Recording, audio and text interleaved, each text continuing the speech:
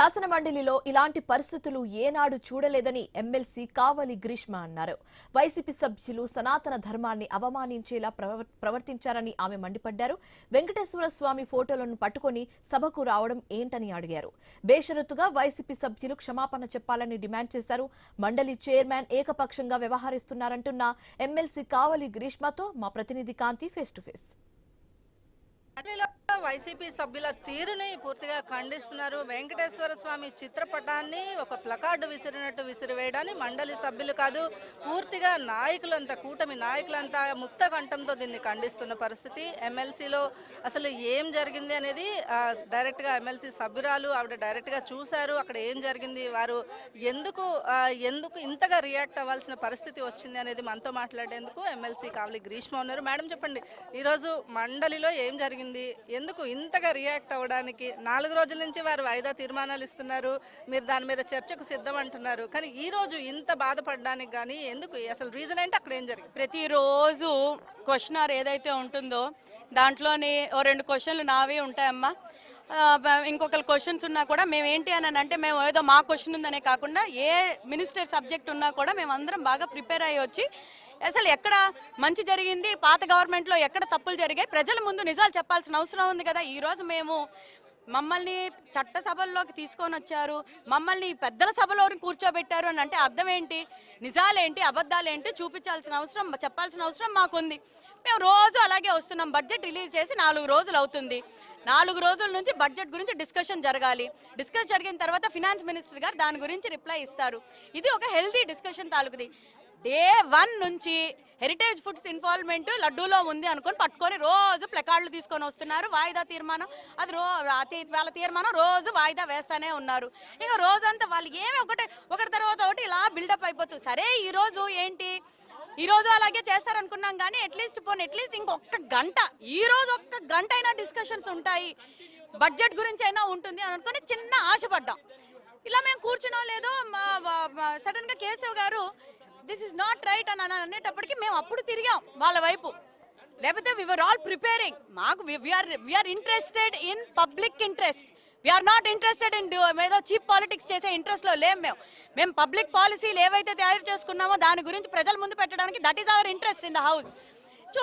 చూస్తే ఈ లోపల స్వామి గారిది ఫోటో పెట్టుకొని చెప్పులు వేసుకున్నారు, షూస్ వేసుకున్నారు. కొంతమంది ఇలాగ పిచ్చి పేపర్లు లాగా ఇలా తీసి ఇలా మడత పెట్టి ఇలా తీసి ముడతలు పెట్టింది ఇలా తీసి ఓపెన్ చేస్తున్నారు.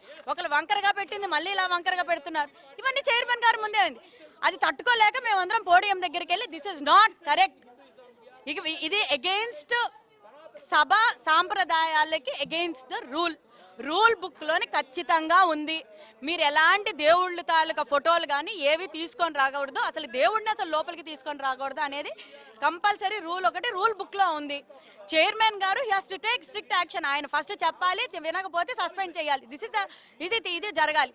హిందువుల్ని, సనాతన ధర్మాన్ని అవమానిస్తూనే ఉన్న వైసీపీ అసలు వీళ్ళు లడ్డూలోని కల్తీ చేసి, వీళ్ళు ఏదైతే లడ్డూల్లోని 250 కోట్లు తిన్నారని సిబిఐ ఎంక్వైరీలో తేల్చి వాళ్ళల్లోని చెప్పిన తర్వాత ఎవరి మీద ఏడుస్తారు, ఎవరి మీద నిన్న తోసేస్తారు?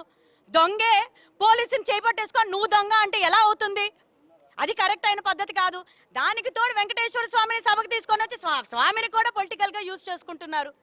ఇప్పుడు జగన్మోహన్ రెడ్డి గారికి వెంకటేశ్వర స్వామి మీద నమ్మకం లేదు, ఉందా అంటే డిక్లరేషన్ మీద ఎప్పుడైనా ఆయన సంతకం పెట్టాడా? అబ్దుల్ కలాం లాంటి ఆయనే సంతకం పెట్టాడు, ఈయనకేం సంతకం పెట్టడానికి?